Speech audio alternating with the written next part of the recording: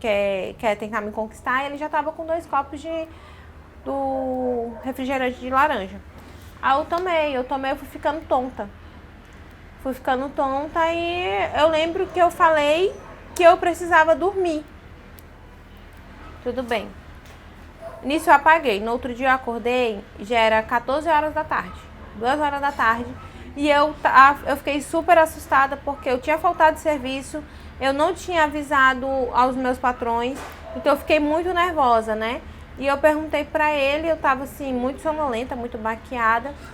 Aí eu fui de novo no banheiro. Quando eu fui, eu vi que minha boca tava machucada, tava meio inchada. Eu perguntei pra ele o que tinha acontecido. Aí ele falou que eu tinha machucado no banheiro, bêbada. Aí eu falei assim, mas eu nem bebi. Como bêbada, amigo? Eu não bebi. Ele bebeu sim, tu bebeu várias cervejas. Eu disse, como? Então me mostra as embalagens. Aí ele falou assim, não, já joguei no lixo. Tu dormiu até tarde, já botei fora já. Aí eu fiquei assim... Fiquei perdida, fui pra casa assim meio desorientada, completamente sonolenta. Mesmo tendo dormido até esse horário, eu tava assim com muito sono, eu tava muito baqueado, meu corpo tava todo dolorido, eu tava muito mole. E como foi passando no decorrer do dia, eu fui começando a ter uns flashes do que tinha acontecido. E eu comecei a lembrar ele tentando me beijar, puxando meu cabelo com força e ele me agredindo enquanto ele tava me dando banho. E eu me toquei que as dores que eu tava sentindo nas minhas partes íntimas era porque eu tinha sido violentada. E eu fiquei imaginando, eu fiquei me perguntando por que ele fez isso comigo? Para que fazer isso comigo? O tanto que eu confiava nele, eu me senti tão burra, fiquei com tanto nojo de mim, tão inútil, tão burra. Como foi que eu acreditei nele? Como é que eu imaginei que ele fosse me dar a casa? Como que eu não parei para pensar nisso? Que ele fosse me dar um lugar para dormir e não fosse fazer nada comigo? Eu fui burra, eu fui ingênua, Aí eu fiquei me perguntando, martirizando e fugi dele. Eu me isolei do mundo por 2 semanas. Eu não respondia a ninguém, não falava com ninguém. E quando ele ia lá em casa, ele batia na porta, né? E ele chamava, eu fingia que não tinha ninguém, ficava calada esperando ele ir embora. E foi assim por 2 semanas, eu me excluí totalmente do mundo todo. Fugia dele assim como o diabo que foge da cruz. Aí eu liguei pro meu namorado, pro Pedro, e terminei com ele. E ele sem entender. E depois de muita insistência do Pedro, muita insistência mesmo, eu aceitei ver ele. Aí ele veio, conversou comigo, ele já desconfiado que estava acontecendo alguma coisa. E eu muito chorona, né, chorando muito. Eu contei pra ele tudo o que tinha acontecido em todos os detalhes. Aí ele ficou do meu lado, ele me apoiou, chorou junto comigo, disse que estaria ali pro que eu precisasse, que era pra me contar com ele em tudo. E eu resolvi dar uma outra chance pra ele, né? Pra aquela pessoa assim que tava ali pra me apoiar, aquela pessoa que cuidou de mim.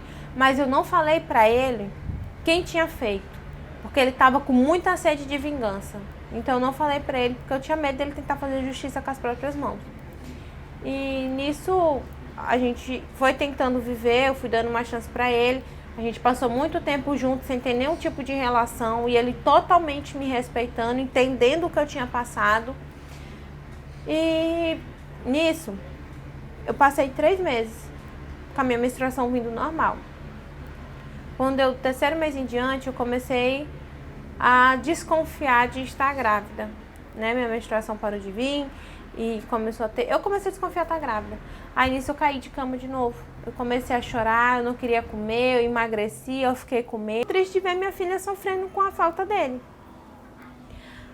A família dele sempre, até mesmo ele não estando presente, ele estando distante, sempre foi, ela é o xodó da família dele. Mesmo o Pedro estando longe, ela é o xodó da família. Com ele já não tem mais tanto esse contato, mas ela é o xodó da família dele.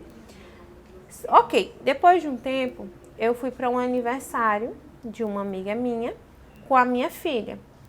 E o João, o abusador, estava lá.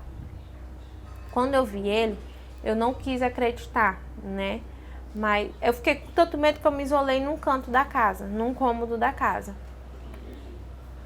E eu não queria Ninguém sabia disso, ninguém. Eu não queria pra ninguém saber, eu suspeitar. Mas a semelhança dela com ele era muito grande. Todo mundo via. Quanto mais a minha filha crescia, mais eu via a cara daquele abusador. É muito parecida, ela é muito a cara dele.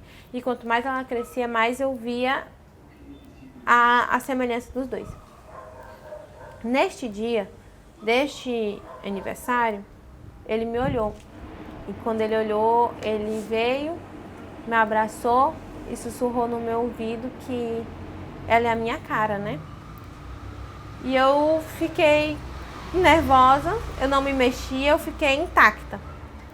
Aí ele começou a falar pra mim, ele começou a chorar, pediu perdão, disse que todos os dias ele pede perdão a Deus pelo que ele fez, por ter me dado aquele boa noite Cinderela, que hoje ele é um novo homem, que ele encontrou a Deus e que ele sabe que o que ele fez não foi certo e ele queria muito ser um pai para minha filha, ele queria muito rever esse erro que ele cometeu.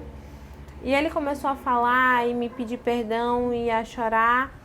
E eu só sabia, as lágrimas só descia. E ele falou, olha, tá, alguém sabe? E eu só balancei a cabeça que não, chorando, as lágrimas caindo e eu balancei a cabeça que não. E foi onde ele me propôs tudo isso. Aí ele falou que queria estar presente na vida dela, que ele queria fazer o papel de pai e que a decisão era minha, se contava para ela ou não. Eu não tenho intenção nenhuma de aproximar os dois, nenhuma. Só que assim, os dois são muito parecidos. E inclusive ele também falou para mim o seguinte, que a situação financeira que eu conheci ele é completamente diferente. Ele estava numa situação financeira muito boa e ele queria dar uma vida boa para minha filha e que dependia de mim, né? E algumas amigas em comum já tinham contado a minha situação que eu estava passando, né? Porque eu tô passando, minha situação é ser ajudada pelas minhas amigas por conta da pandemia, né? E ele sabendo disso, aí ele disse que arcaria com os custos da minha filha. E eu não tenho nenhuma intenção de aproximar os dois, nenhuma. Só que a semelhança dos dois é muito grande.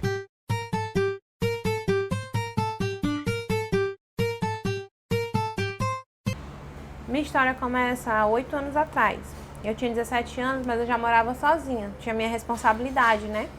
E era de casa, trabalho pra casa. E eu acabei fazendo amizade com um amigo de uma amiga minha.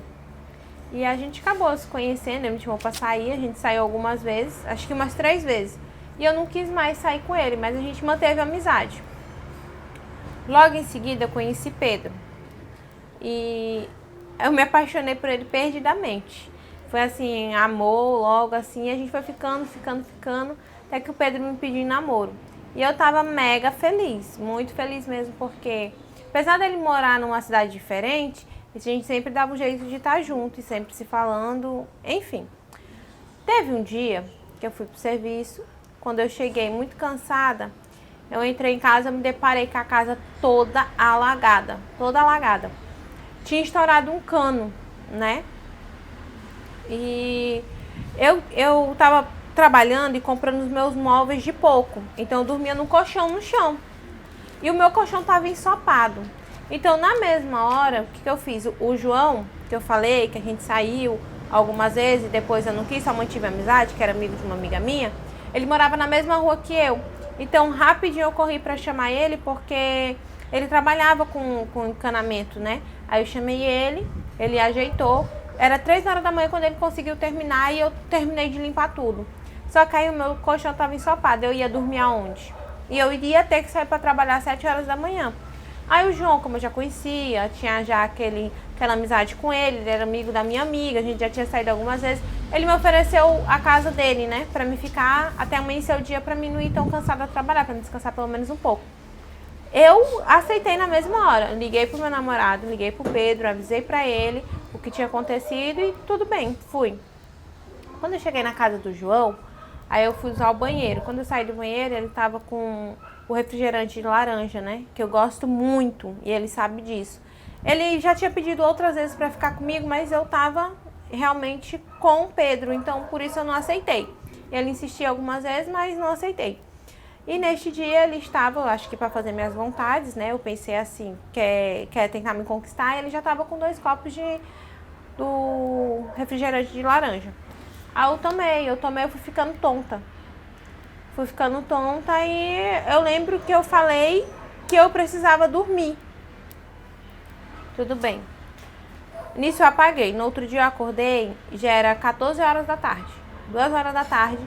E eu fiquei super assustada porque eu tinha faltado de serviço, eu não tinha avisado aos meus patrões, então eu fiquei muito nervosa, né? E eu perguntei pra ele, eu tava assim, muito sonolenta, muito baqueada. Aí eu fui de novo no banheiro, quando eu fui eu vi que minha boca tava machucada, tava meio inchada. Eu perguntei pra ele o que tinha acontecido. Aí ele falou que eu tinha machucado no banheiro, bêbada. Aí eu falei assim, mas eu nem bebi. Como bêbada, amigo? Eu não bebi. Ele bebeu sim, tu bebeu várias cervejas. Eu disse, como? Então me mostra as embalagens. Aí ele falou assim, não, já joguei no lixo. Tu dormiu até tarde, já botei fora já. Aí eu fiquei assim, fiquei perdida. Fui pra casa assim, meio desorientada, completamente sonolenta. Mesmo tendo dormido até esse horário, eu tava assim com muito sono, eu tava muito baqueado, meu corpo tava todo dolorido, eu tava muito mole. E como foi passando no decorrer do dia, eu fui começando a ter uns flashes do que tinha acontecido. E eu comecei a lembrar ele tentando me beijar, puxando meu cabelo com força e ele me agredindo enquanto ele estava me dando banho. E eu me toquei que as dores que eu estava sentindo nas minhas partes íntimas era porque eu tinha sido violentada. E eu fiquei imaginando, eu fiquei me perguntando por que ele fez isso comigo?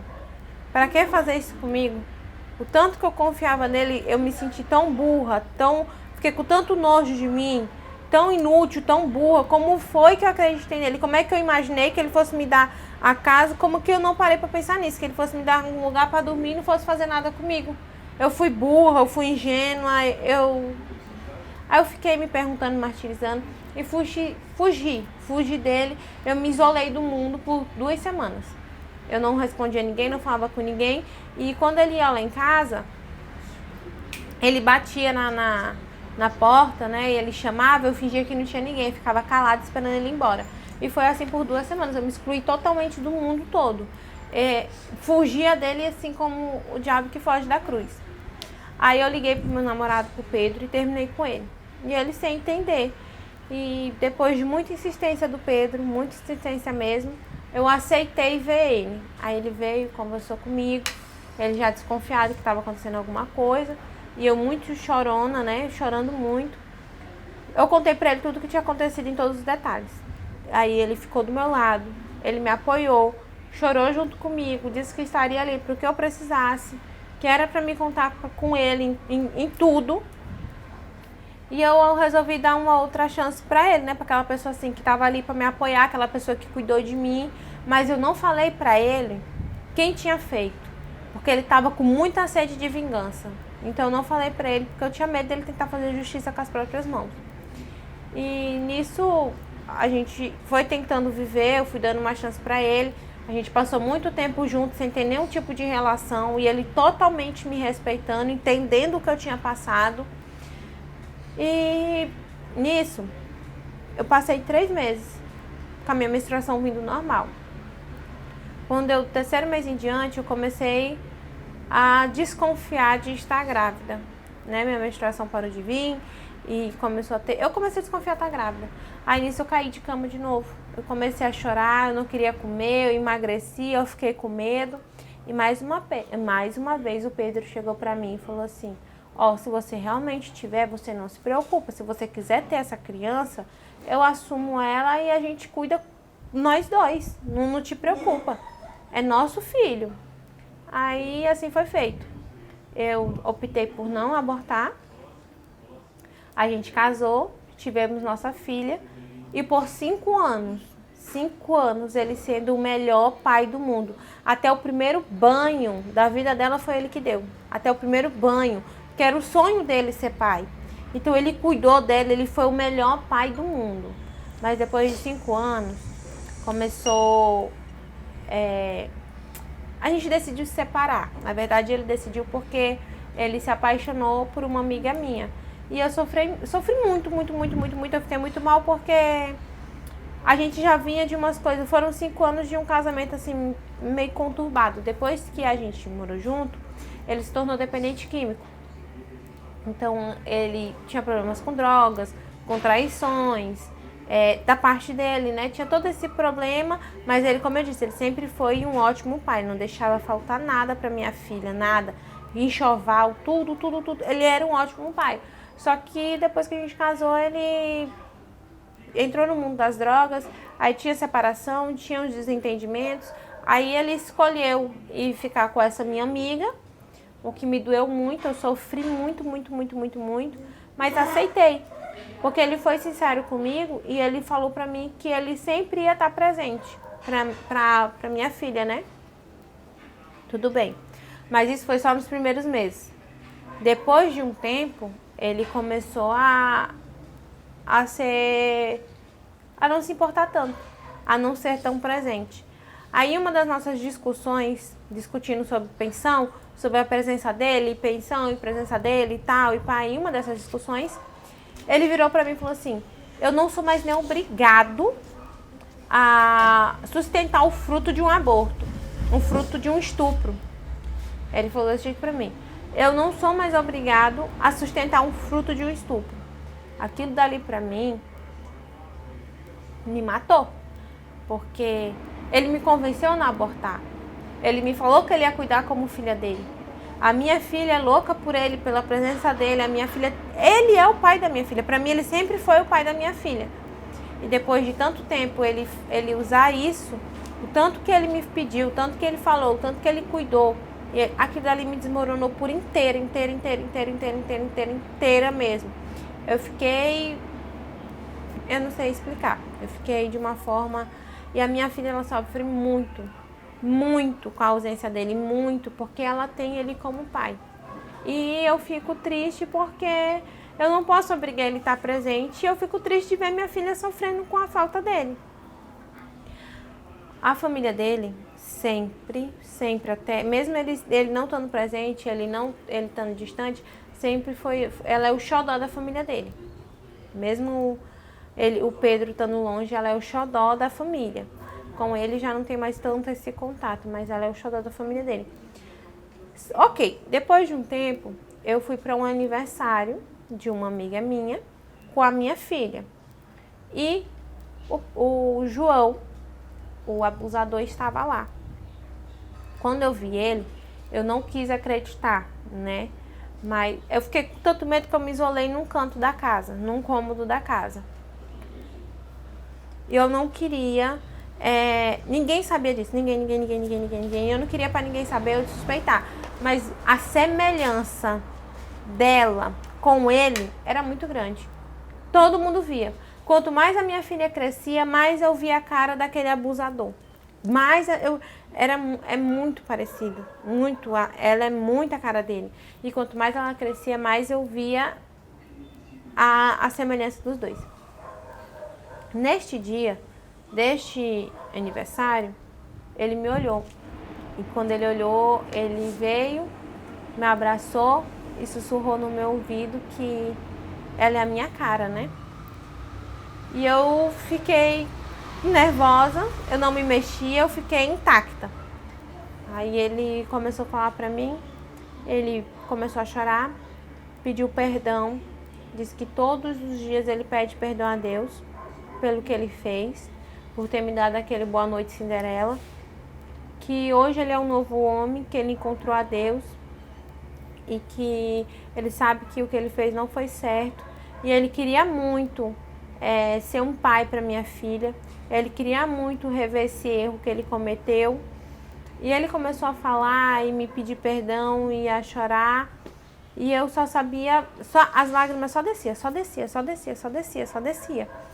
E ele falou olha, tá, alguém sabe? E eu só balancei a cabeça que não, chorando, as lágrimas caindo, e eu balancei a cabeça que não. E foi onde ele me propôs tudo isso. Aí ele falou que queria estar presente na vida dela, que ele queria fazer o papel de pai e que a decisão era minha, se contava para ela ou não. Eu não tenho intenção nenhuma de aproximar os dois, nenhuma. Só que assim, os dois são muito, muito, muito parecidos. E inclusive ele também falou para mim o seguinte, que a situação financeira que eu conheci ele é completamente diferente. Ele estava numa situação financeira muito boa e ele queria dar uma vida boa para minha filha. E que dependia de mim, né? E algumas amigas em comum já tinham contado a minha situação que eu estava passando, né? Porque eu tô passando, minha situação é ser ajudada pelas minhas amigas por conta da pandemia, né? E ele, sabendo disso, aí ele disse que arcaria com os custos da minha filha. E eu não tenho nenhuma intenção de aproximar os dois, nenhuma. Só que a semelhança dos dois é muito, muito grande. E eu tenho medo de uma hora alguém pegar e contar ou falar alguma coisa pra ela, pela semelhança, né? E por saberem que a gente já teve algo antes. A pessoa pode pensar que eu tive alguma coisa com ele com consentimento. Ninguém sabe a parte do abuso. Como ela sofre muito com a ausência do pai, aí eu fico vendo ela sofrer, aí eu penso em dizer pra ela que ele não é o pai verdadeiro e em explicar como é que eu vou dizer pra minha filha que ela é fruto de um estupro. Como é que eu vou dizer isso pra ela? Aí eu tô completamente perdida. Eu não sei que decisão tomar, eu tenho medo dela crescer e saber, ouvir de outra pessoa, ou desconfiar, ou descobrir, e isso acabar causando um grande problema e ser mais doloroso para ela. E também é muito doloroso ver ela sofrendo por uma pessoa que não quer mais ser pai dela e apresentar o pai dela verdadeiro, mas tem essa questão, né, de dizer que ela é fruto de um estupro. Eu não sei o que fazer e essa dúvida, esse sentimento está me corroendo por dentro e o sofrimento da minha princesa está me matando mais e mais. E eu queria muito uma luz, que vocês me ajudassem.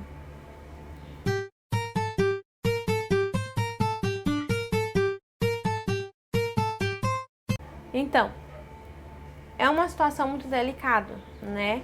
É uma situação que, no mínimo, deve ser perturbadora. Eu acho que é uma situação que tu queria esquecer, mas infelizmente ela vai estar sempre vindo à tona, né? Porque teve a tua filha, teve o fruto deste ato, que nunca jamais é culpado, e você escolheu ter e amá-la, assim como Pedro também durante 5 anos amou e resolveu ser pai. Só que eu acredito que o Pedro talvez não tenha feito isso por maldade, né? Porque você vê que até onde ele estava agindo, ele agiu bem, mas acho que no meio das drogas, no meio disso tudo, alguma coisa acabou puxando ele e acabou acontecendo o que aconteceu.